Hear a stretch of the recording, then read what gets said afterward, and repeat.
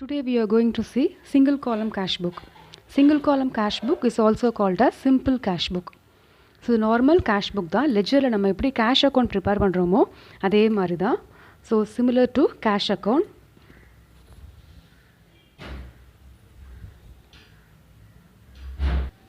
So நம்ம cash book வந்து business point of view prepare பண்ணுறோம். So business point of view prepare பண்ணும்போது if the cash comes in to the business, cash வந்து பிஸ்னஸ்க்கு உள்ளே வந்துச்சுன்னா டெபிட் சைட் ரெக்கார்ட் பண்ணுங்கள். அதே மாதிரி if the cash goes out of the பிஸ்னஸ்னால் கிரெடிட் சைடில் ரெக்கார்ட் பண்ணுங்கள். தட் இஸ் பிஸ்னஸோட கேஷ் பேலன்ஸ் இன்க்ரீஸ் ஆச்சுன்னா enter it in the debit side. இந்த கேஷ் பேலன்ஸ் நமக்கு டிக்ரீஸ் ஆச்சுன்னா கிரெடிட் சைடில் வந்து என்டர் பண்ணுங்கள். ஸோ இதுதான் நமக்கு basic concept for preparing cash book.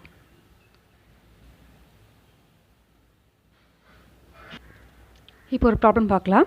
First problem, enter the following transactions in the simple column cash book of mister Naresh. ஓகேவா? So இப்போ சிங்கிள் காலம்னா நம்ம என்ன செய்கிறோம், காலம் அமௌண்ட்டுக்கு ஒரு காலம் தான் ப்ரிப்பேர் பண்ணுறோம். ஸோ சில டிரான்சாக்ஷன்ஸ் கொடுத்துருக்குறாங்க. நம்ம இப்போ என்ன செஞ்சுக்கலாம், ஃபார்மேட் ரெடி பண்ணிக்கலாம். ஸோ ஃபார்மேட் ரெடி பண்ணியாச்சு. ஹெட்டிங் எழுதிக்கிறோம், single column cash book of mister Naresh. So date, particulars, ஆக்சுவலாக அமௌண்ட்க்கு ஒரு காலம் தான் போடுறோம். பட் சும்மா என்ன பண்ணுறேன், இன்னர் காலம் அமௌண்ட் எழுதுகிறோம். So date, particulars, amount. So ரெண்டு அமௌண்ட் காலமே எதை மீன் பண்ணுறோம், நம்ம கேஷ் காலம் தான் மீன் பண்ணுறோம். ஸோ அதான் single column cash book. So இப்போ ரெண்டு காலம் போட்டிருக்க அமௌண்ட் அப்படின்னா ரெண்டுமே என்ன காலம் மீன் பண்ணுறோம், கேஷ் காலம் தான் மீன் பண்ணுறேன். ஸோ அதை வந்து சிங்கிள் காலம் கேஷ் புக் பார்க்குறோம். If the cash comes in to the பிஸ்னஸ்னால் டெபிட்டில் என்ட்ரி கொடுத்துக்கோங்க. கேஷ் கோஸ் அவுட்னா கிரெடிட். பிஸ்னஸ்க்கு உள்ள காசு வந்துச்சுன்னா டெபிட், காசு வெளியே போச்சுன்னா கிரெடிட்டில் எழுதுகிறோம். ஓகேவா? இப்போ ஃபர்ஸ்ட் சம் பார்க்கலாம், ஃபர்ஸ்ட் டிரான்சாக்ஷன் பார்க்கலாம். Started business with cash ₹1000. So நரேஷ்ன்ற பர்சன் செய்கிறாங்க, பிஸ்னஸ் ஸ்டார்ட் பண்ணுறாங்க. நம்ம எல்லாமே யார் பாயிண்ட் ஆஃப் வியூ அக்கௌண்ட் செய்கிறோம், பிஸ்னஸ் பாயிண்ட் ஆஃப் வியூ. இப்போ நரேஷ் வந்து பிஸ்னஸ் ஸ்டார்ட் பண்ணியிருக்கிறாங்கன்னா Naresh is giving capital to the business. பிஸ்னஸ்க்கு நரேஷ் வந்து கேபிட்டல் கொடுக்குறாங்க. அப்படின்னா பிஸ்னஸ்க்கு கேஷ் இப்போது என்ன வருது, உள்ளே வருது. அப்படின்னா எந்த பக்கம் எழுத போகிறோம், டெபிட் சைடு எடுத்து எழுத போகிறோம்.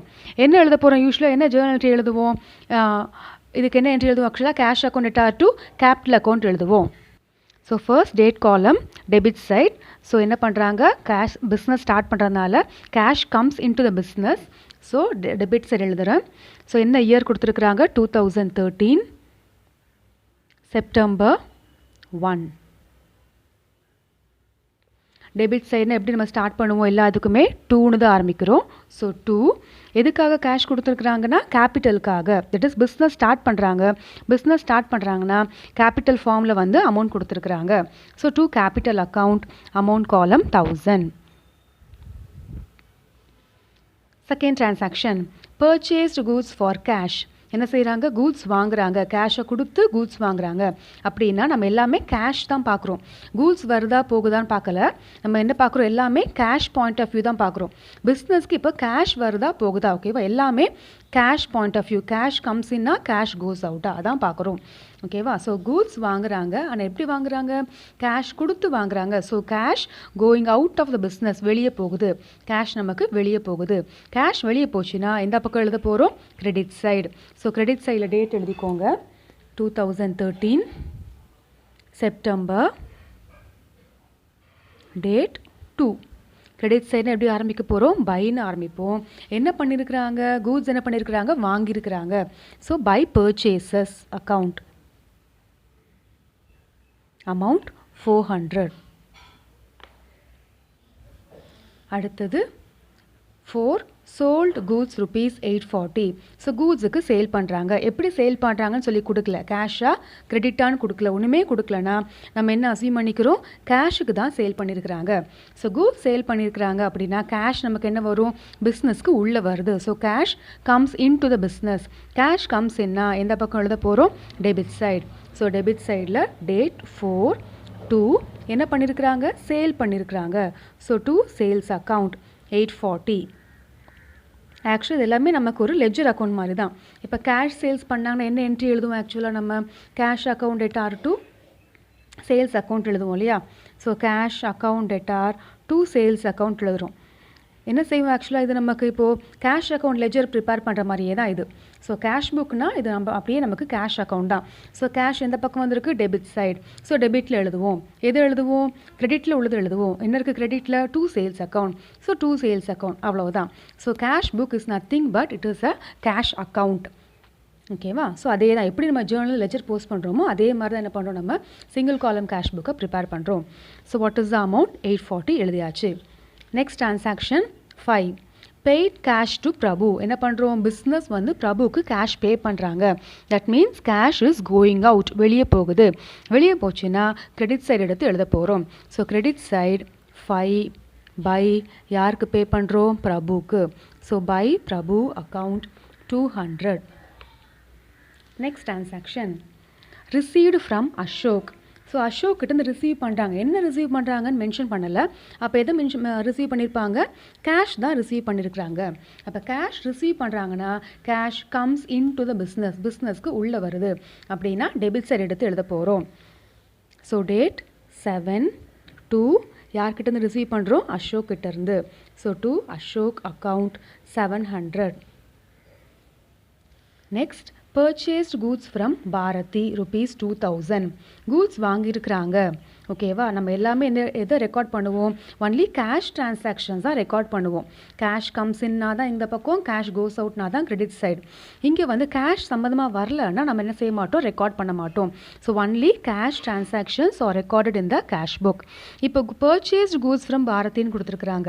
எப்படி வாங்கியிருக்கிறாங்கன்னு மென்ஷன் பண்ணலை, ஆனால் என்ன கொடுத்துட்டாங்க, நமக்கு நேம் கொடுத்துட்டாங்க.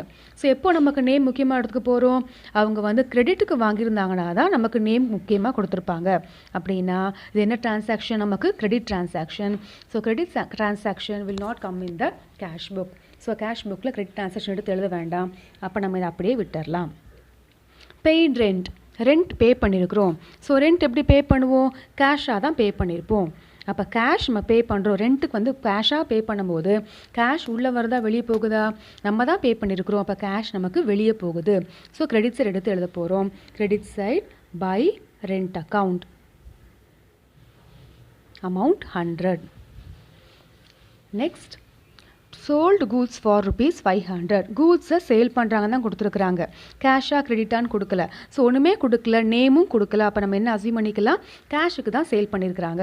ஸோ கேஷுக்கு சேல் பண்ணாங்கன்னா கேஷ் நமக்கு உள்ளே வருதா, உள்ளே வருது. ஸோ கம்ஸ் இன், எந்த பக்கம் எழுத போகிறோம், debit side. So debit side date 12/2 என்ன செஞ்சுருக்கிறோம், சேல்ஸ் பண்ணியிருக்கிறோம்.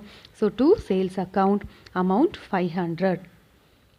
Next sold goods to Muthu on credit. So நேமும் கொடுத்துட்டாங்க, ஆன் கிரெடிட் கடனுக்கும் கொடுத்துட்டாங்க. ஸோ கிரெடிட்க்கு கொடுத்தா நம்ம என்ன செய்ய மாட்டோம், கேஷ் புக்கில் என்ட்ரி கொடுக்க மாட்டோம். ஸோ அவ்வளோதான். இப்போ நம்ம எல்லா டிரான்சாக்ஷனுமே ரெக்கார்ட் பண்ணியாச்சு. இப்போ என்ன பண்ணலாம், அக்கௌண்ட்டை பேலன்ஸ் பண்ணலாம். இப்போ எந்த பக்கம் அதிகமாக இருக்குதுன்னு பார்க்க போகிறோம். யூஸ்வலாக கேஷ் புக் வெறுமை கேஷ் காலம் மட்டும்தான் இருக்குது. ஓகேவா? இந்த அமௌண்ட் காலம் இருக்குது. இந்த அமௌண்ட் என்ன காலம், கேஷ் காலம் தான்.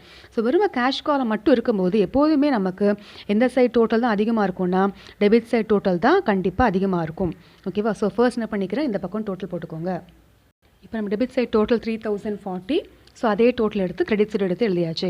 இப்போ நம்ம கிரெடிட் சைட் டோட்டல் தான் கம்மியாக இருக்குது. அப்போ என்ன செய்ய போகிறோம், பேலன்ஸ் பண்ண போகிறோம். யூஸ்வலாக எப்போ பேலன்ஸ் பண்ணுவோம், மந்தோட லாஸ்ட் டேட்.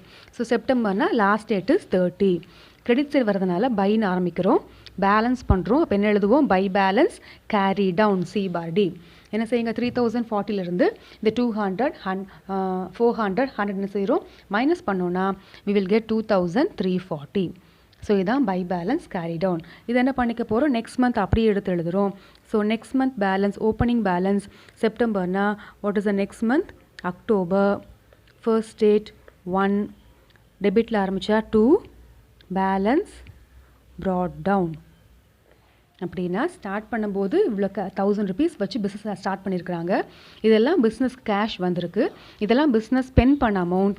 இப்போ அந்த மந்த் எண்டில் பிஸ்னஸ் கிட்ட எவ்வளோ கேஷ் இருக்குது, 2340 இருக்குது. அப்போ அக்டோபர் மந்த் அன்றைக்கி ஸ்டார்டிங் டேட்டில் பிஸ்னஸ் கிட்ட எவ்வளோ கேஷ் இருக்குது, 2340. ஸோ இதுதான் சிங்கிள் காலம் கேஷ் புக்.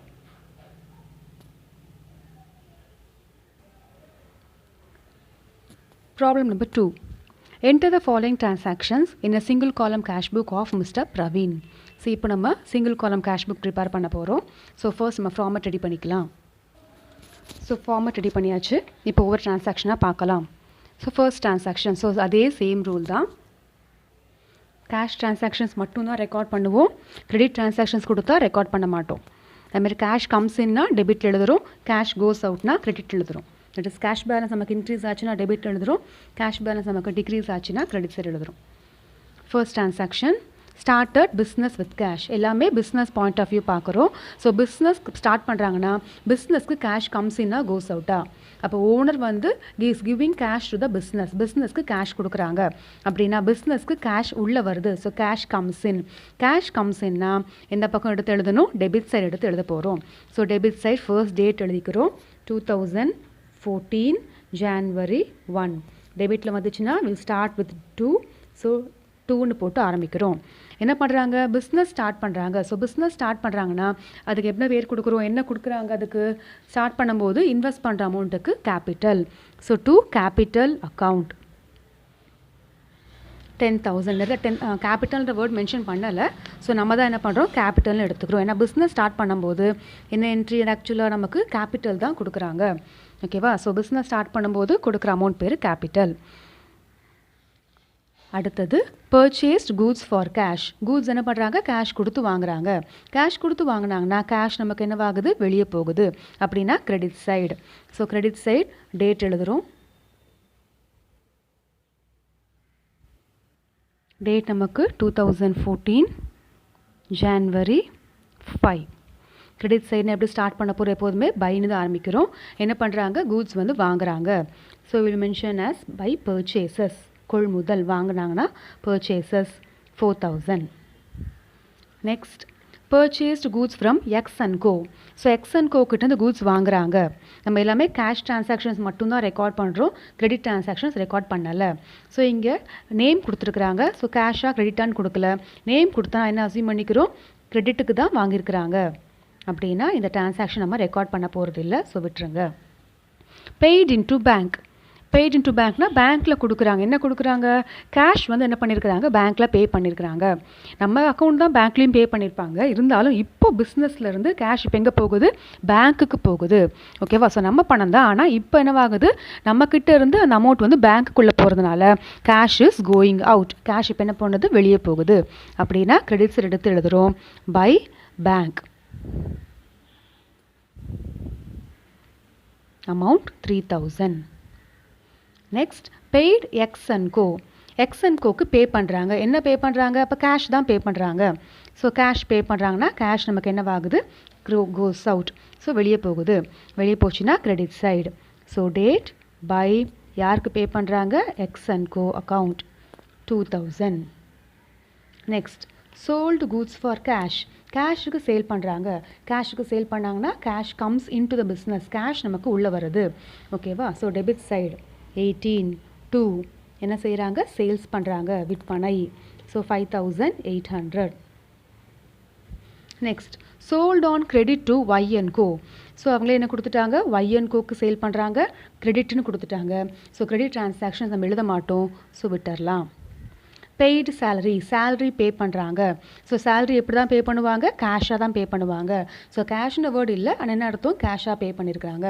கேஷாக பே பண்ணும்போது கேஷ் நமக்கு என்னவாகுது, கோஸ் அவுட், வெளியே போகுது அப்படின்னா it will come in the credit side. So credit side date by salaries account amount 600. Next received cheque from Y and go. So எப்போல்லாம் செக்குன்னு வருதோ கொஞ்சம் கேர்ஃபுல்லாக ஞாபகம் வச்சுக்கணும். ஸோ செக் பொறுத்த வரைக்கும் 2 விஷயம் யோசிக்கணும். தட் இஸ் ரிசீவ்டு செக்குக்கு, பெய்டு செக்குக்கு பிரச்சனையே கிடையாது. எப்போல்லாம் செக் ரிசீவ் பண்ணுறோமோ 2 ஆஸ்பெக்ட் யோசிச்சு பாருங்கள். Whether the cheque is deposited on the same date in the bank. Check receive பண்ண அன்றைக்கே பேங்க்கில் டெபாசிட் பண்ணிட்டாங்களா.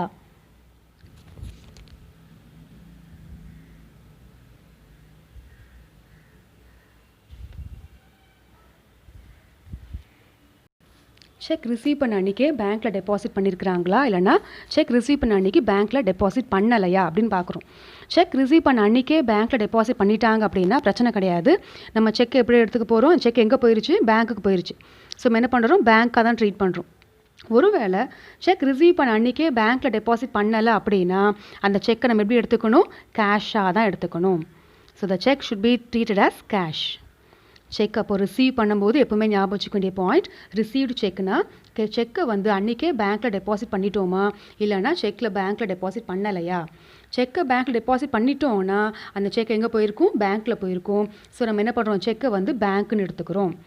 ஒருவேளை செக்கை டெபாசிட் பண்ணலை அப்படி நம்மக்கிட்ட தான் இருக்குது, நெக்ஸ்ட் டே தான் பண்ண போகிறோம், இல்லை அப்படி பண்ண போகிறோம் அப்படின்னா அன்றைக்கி டெபாசிட் பண்ணலை அப்படின்னா அந்த செக் எப்படி எடுத்துக்க போகிறோம்? கேஷாக எடுத்துக்க போகிறோம். ஸோ பெய்டு செக் பொறுத்தவரைக்கும் பிரச்சனையே கிடையாது. எப்போல்லாம் செக் பே பண்ணுறோமோ அதை எப்போவுமே என்ன அசீவ் பண்ணிக்கிறோம்? நம்ம எல்லாமே அதை எப்போவுமே அதை பேங்க்காக தான் எடுத்துக்கிறோம். ஏன்னா என்றைக்கு பே பண்ணாலும் ரிசீவ் பண்ணவங்க பேங்க்கில் போய் பணம் எடுத்துக்க போகிறாங்க. ஸோ அது பிரச்சனை கிடையாது. ரிசீவ்டு செக் நான் மட்டும் என்ன செய்கிறோம்? ரெண்டு ஆஸ்பெக்டாக யோசிக்கிறோம். இங்கே என்ன கொடுத்துருக்குறாங்க? ரிசீவ்டு செக் ஃப்ரம் ஒய்&கோ. ஸோ என்ன கொடுத்துருக்குறாங்க? ஒய்&கோ கிட்ட செக்கை ரிசீவ் பண்ணியிருக்கிறாங்க. அப்போ உடனே யோசிக்க வேண்டிய பாயிண்ட், செக்கை பேங்க்கில் டெபாசிட் பண்ணியிருக்கிறாங்களா இல்லையா? இங்கே நமக்கு எதுவுமே மென்ஷன் பண்ணலை. அப்போ என்ன அசீவ் பண்ணிக்கிறோம்? செக்கை பேங்க்கில் டெபாசிட் பண்ணலை. That is not deposited into the bank on the same date. Receive பண்ண அன்றைக்கே பேங்க்கில் டெபாசிட் பண்ணலை அப்படின்னா செக் எப்படி எடுத்துக்க போகிறோம்? கேஷாக எடுத்துக்க போகிறோம். ஸோ செக்கை அன்றைக்கே டெபாசிட் பண்ணலன்னா that check should be treated as cash. அப்போ என்ன யோசிச்சுக்கோங்க? ரிசீவ்ட் செக்கு பதிலாக கேஷ் ஃப்ரம் ஒய்&கோ. என்ன டிரான்சாக்ஷன் போடுவோமோ, என்ன என்ட்ரி போடுவோமோ அதே தான். ஸோ ரிசீவ்டு கேஷ் ஃப்ரம் ஒய்&கோனா ஒய்&கோ கிட்டேருந்து கேஷாக ரிசீவ் பண்ண மாதிரி எடுத்துக்கிறோம். ஸோ கேஷ் ரிசீவ் பண்ணாங்கன்னா கேஷ் எந்த பக்கம் வந்திருக்கும்? Debit side. So debit side date 21/2 யார்கிட்ட ரிசீவ் பண்ணியிருக்கோம்? ஒய்&கோ கிட்டேருந்து. Amount 2200. Next received commission. Commission receive பண்ணுறோம். ஸோ கமிஷன் எந்த ஃபார்மில் ரிசீவ் பண்ணுவோம்? கேஷாக தான் ரிசீவ் பண்ணுவோம். ஸோ கேஷ் நமக்கு comes in to the business. Cash comes இன்னா it will come in the debit side. So to என்ன ரிசீவ் பண்ணுறோம்? Commission. So to commission account 400.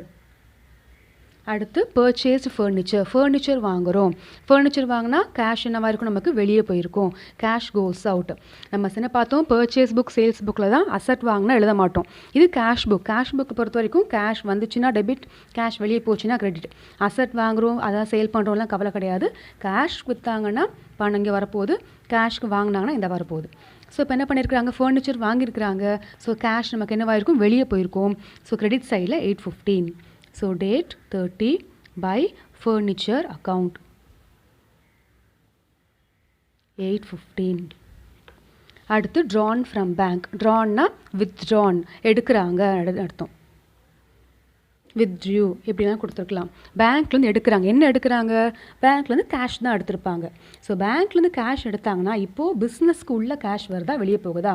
நம்ம பணம் தான் பேங்க்கில் இருக்குது. ஆனால் பேங்க்லேருந்து பணம் எடுக்கும்போது இந்த கேஷ் இப்போ எங்கே வருது? நமக்கு பிஸ்னஸ்க்கு உள்ளே வருது. ஸோ கம்ஸ்இன்னா debit side to bank account. எங்கேருந்து எடுத்துருக்குறாங்க? பேங்க்லேருந்து.